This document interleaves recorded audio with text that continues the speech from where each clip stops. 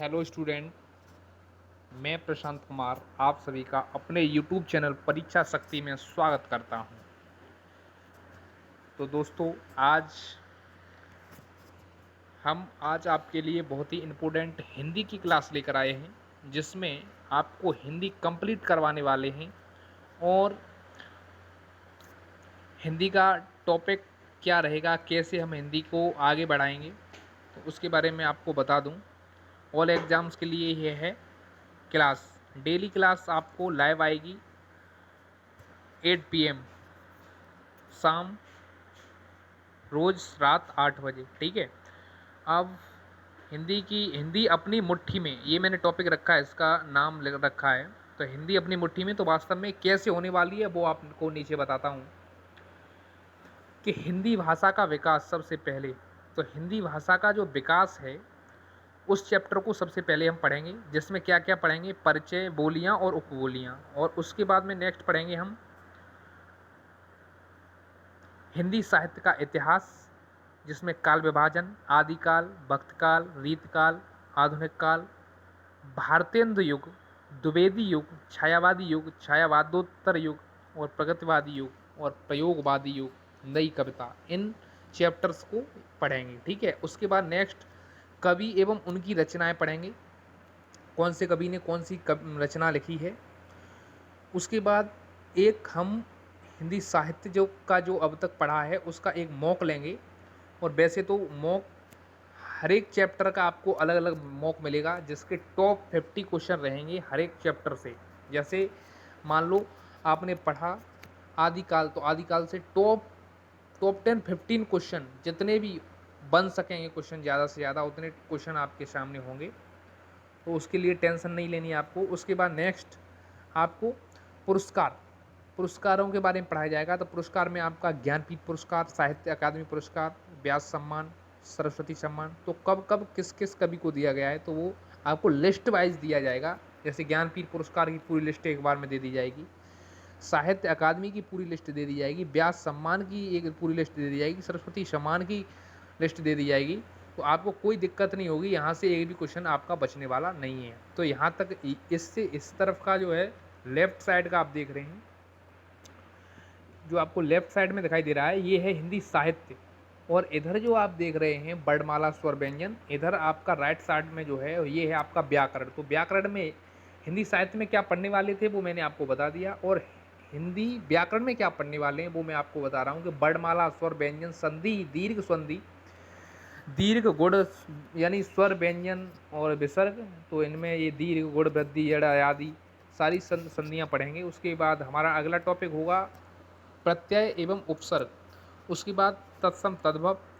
उसके बाद अगला टॉपिक रहेगा कारक, संज्ञा, सर्वनाम, क्रिया, विशेषण, काल, वाच्य, लिंग, वचन, अव्यय, समास, रस, छंद, अलंकार, विलोम शब्द, पर्यायवाची। और उसके बाद अनेकार्थी यानी अनेक शब्दों का एक शब्द जो जिसे बोलते हैं अनेकार्थी। और उसके बाद मुहावरे और समानार्थी शब्द, लोकोक्तियाँ, शुद्ध अशुद्ध और वाक्य शुद्धि। दोस्तों ये टॉपिक रहेंगे। और हो सकता है मेरे से कोई टॉपिक छूट गया हो, वैसे मैंने सारे कवर किए हैं। अगर कोई टॉपिक छूट गया है तो उसे कमेंट में बताएं, तो हम उसकी भी वीडियो आपके सामने पहुंचाने की कोशिश करेंगे पूरी तरह से।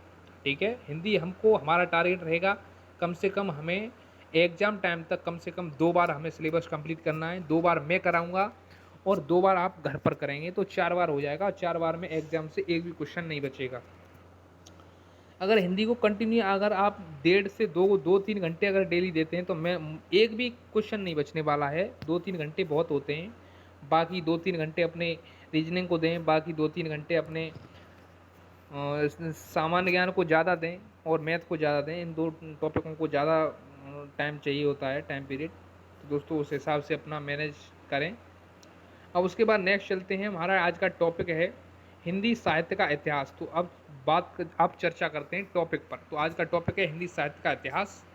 तो हिंदी साहित्य का इतिहास का काल विभाजन सबसे पहले आ जाता है। तो काल विभाजन 4 भागों में इसको बांटा गया, आदिकाल, पूर्व मध्यकाल, उत्तर मध्यकाल और आधुनिक काल।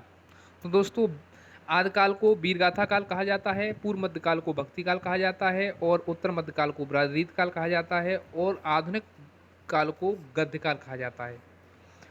तो दोस्तों इसका टाइम पीरियड क्या है? सबसे पहले इसका टाइम पीरियड रहा आपका 1050 से 1375, और 1375 से इसका 1700 रहा भक्ति काल का, और रीत काल का रहा 1700 से 1900, और 1900 से और जो अब तक रहा है वो आधुनिक काल यानी गद्य काल का रहा है। ठीक है, टाइम पीरियड ये मैंने आपको बता दिया है। अब नेक्स्ट चलते हैं अगले पॉइंट की तरफ। तो अगला पॉइंट क्या है कि हिंदी साहित्य को 4 कालखंडों में विभाजित किया गया है। तो 4 कालखंडों में विभाजित किया गया है, तो कौन कौन से हैं वो आपको मैंने बताई दिए हैं पीपीटी के द्वारा।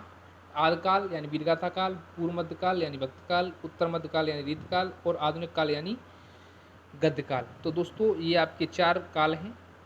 अब इनमें से नंबर बाई नंबर हम पढ़ते चलेंगे। तो सबसे पहले आ जाता है भक्ति काल। तो भक्ति काल है आपका 1000 ईस्वी से 1350 ईस्वी तक इसका टाइम पीरियड रहा है। और उसके बाद नेक्स्ट टॉपिक क्या है इसका, पॉइंट क्या है? तो इसका पॉइंट है आपका कि आदिकाल को वीरगाथा काल, सिद्ध सामंत काल, चारण काल, प्रारंभिक काल, आरंभिक काल, बीज बपण काल आदि के नाम से भी जाना जाता है दोस्तों। और अगर बात करें अगला पॉइंट की, तो ये है आचार्य रामचंद्र शुक्ल ने इसे वीरगाथा काल की समय जो सीमा है उसको 1000 ईस्वी से 1350 ईस्वी मानी है। अच्छा, तो नेक्स्ट चलते हैं दोस्तों आदिकाल की प्रवृत्तियाँ। कवियों की जो प्रवृत्तियाँ हैं, इसकी क्या प्रवृत्तियाँ हैं, कवियों ने क्या क्या इसको प्रवृत्तियाँ बताई हैं इसकी। तो सबसे पहले इसकी प्रवृत्तियाँ बात करते हैं।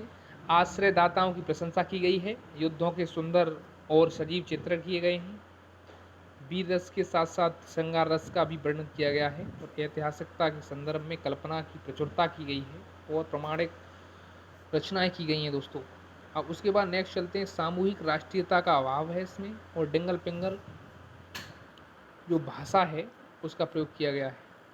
नेक्स्ट बात करते हैं आदिकाल का नामकरण करने वाले जो कवि हैं, लेखक हैं, उनके बारे में चर्चा करते हैं। नेक्स्ट आदिकाल यानी आचार्य हजारी प्रसाद द्विवेदी ने इनको क्या कहा है इस काल को, तो आदिकाल कहा है, और आचार्य रामचंद्र शुक्ल ने वीरगाथा काल कहा है, और विश्वनाथ प्रसाद मिश्र जो हैं इनको आदि वीर काल कहा गया है, इन्होंने वीर काल कहा है। और राहुल साकृत्यायन जो हैं इन्होंने इसको सिद्ध सामंत काल कहा, और गणपति चंद्र शुक्ल ने आरंभिक काल कहा, और मिश्र बंधु जो हैं मिश्र बंधु ने इनको प्रारंभिक काल कहा है, और महावीर प्रसाद द्विवेदी ने बीजपड़ काल कहा है, और डॉक्टर राजकुमार वर्मा एवं जॉर्ज ग्रेयर्सन ने इसको चारण काल कहा है।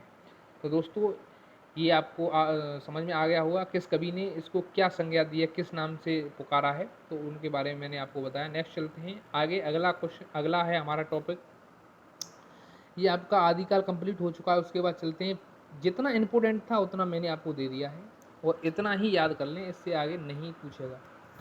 पूर्व मध्यकाल की बात करते हैं। तो पूर्व मध्यकाल में आपका इसको इसका दूसरा नाम बोले तो भक्ति काल, यानी इसका टाइम पीरियड था 1375 से 1700 ईस्वी, इसका ये टाइम पीरियड था। अब इसके टॉपिक की बात, पॉइंट की बात करते हैं। तो भक्ति शब्द का जो उत्पत्ति हुई है, भक्ति शब्द की उत्पत्ति भज धातु से हुई है, और भक्ति शब्द का सर्वप्रथम उल्लेख श्वेता श्वेतर उपनिषद में मिलता है, और भक्ति सूत्र के आदि प्रणेता नारद मुनि को माना जाता है। नेक्स्ट पॉइंट की बात करते हैं, हिंदी साहित्य में भक्ति आंदोलन का प्रारंभ दक्षिण भारत के आलवार भक्तों की परंपरा से हुआ है। इन आलवार भक्तों की संख्या 12 मानी जाती है, और आलवार जो 12 आलवार भक्तों में जो आंडाल का नाम प्रमुख है, 12 आंडाल आलवार भक्तों में प्रथम भक्त जो है वो नमलावार हैं, यानी सटकोप नमलावार या सटकोप, इनके दो नाम हैं, नमलावार या सटकोप माने जाते हैं। जबकि महिला में जो प्रमुख मानी जाती है वो आंडाल को माना जाता है, जिनका नाम तमिल भाषा में आंडाल है, और गोदा भक्तिन कहा जाता है वैसे इनको, जिन्हें दक्षिण भारत की मीरा भी कहा जाता है, इन्हें दक्षिण भारत की मीरा कहा जाता है। अब बात करते हैं कौन कौन थे। अब 12 आलवार भक्त जो संत थे, 12 आलवार भक्त संत थे, उनके नाम हैं। तो क्या क्या नाम थे उनके? सबसे पहले सटकोप, भूतयोगी, मध्ययोगी या भ्रांतियोगी, भक्तसार, सरायोगी, मधुर मधुर कवि, कुलशेखर, विष्णुचरित, गोदा भक्तिन, इनको आंडल कहा जाता है तमिल भाषा में, भक्तांधिरेनु और मुनिवाहन और परकाल, ये 12 कवि थे, 12 आलवार भक्त संत थे। दोस्तों 12 के नाम मैंने बता दिए हैं आपको। अब नेक्स्ट बात करते हैं अगले पॉइंट की तरफ। भक्ति के आद्य आचार्य रामानुज माने जाते हैं और ग्रियर्सन महोदय ने भक्ति काल को हिंदी साहित्य काल स्वर्ण काल कहा है। हिंदी साहित्य काल का स्वर्ण काल कहा है इसको। किसको? भक्ति काल को। आचार्य रामचंद्र शुक्ल ने पूर्व मध्यकाल को भक्ति काल कहा है। इन्होंने क्या है, आचार्य रामचंद्र शुक्ल जो हैं, इन्होंने पूर्व मध्यकाल को क्या कहा है? भक्ति काल के नाम से पुकारा है। अब बात करते हैं भक्ति काल के कितने 2 भागों में बांटा गया है। भक्ति काल को 2 भागों में बांटा गया है। तो दोस्तों कौन कौन से भाग हैं वो हैं सगुण धारा और निर्गुण काव्य धारा, यानी सगुण काव्य धारा और निर्गुण काव्य धारा। तो ये है आपका पीपीटी।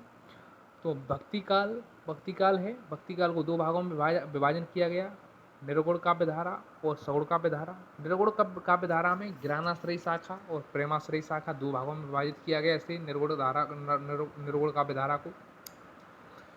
और सगुण काव्य धारा को भी 2 भागों में किया गया, रामाश्रयी शाखा और कृष्णाश्रयी शाखा। तो ज्ञानाश्रयी शाखा में ज्ञान संबंधित संत हैं, संत काव्य, जिनका नाम है कबीर और नानक, गुरु नानक देव, कबीरदास और गुरु नानक देव। और प्रेमाश्रयी शाखा में जो हैं वो हैं आपके सूफी काव्य। तो सूफी काव्य में कौन कौन से कवि आते हैं? तो वो आते हैं मंझन और मलिक मोहम्मद जायसी। अच्छा, बात करते हैं अब सगुण काव्य धारा की कवियों की। तो रामाश्रयी और कृष्णाश्रयी। तो रामाश्रयी में आते हैं तुलसीदास और कृष्णाश्रयी में आते हैं सूरदास और मीराबाई।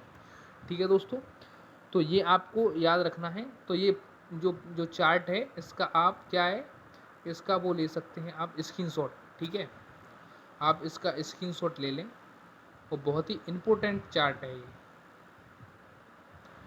ये चार्ट जो है बहुत ही इम्पोर्टेंट है। तो आप इसका स्क्रीनशॉट ले सकते हैं यहाँ से ये। तो इसी के साथ इस वीडियो को यहीं तक रखते हैं और फिर मिलते हैं नेक्स्ट वीडियो में। और आपके लिए फिर अगले भक्ति काल हो चुका है और भक्ति काल की जो थ्योरी रह गई है उसे मैं कल करा दूंगा आपकी नेक्स्ट वीडियो में। तो डेली वीडियो आपको 8 बजे मिल जाया करेगा। तो भक्ति काल हो चुका, रीत काल और आधुनिक काल कल मिलते हैं फिर नेक्स्ट वीडियो में। इसी के साथ जय हिंद, जय भारत। हमारे चैनल को लाइक शेयर सब्सक्राइब करना न भूलें। तो आज की वीडियो को यहीं तक रखते हैं।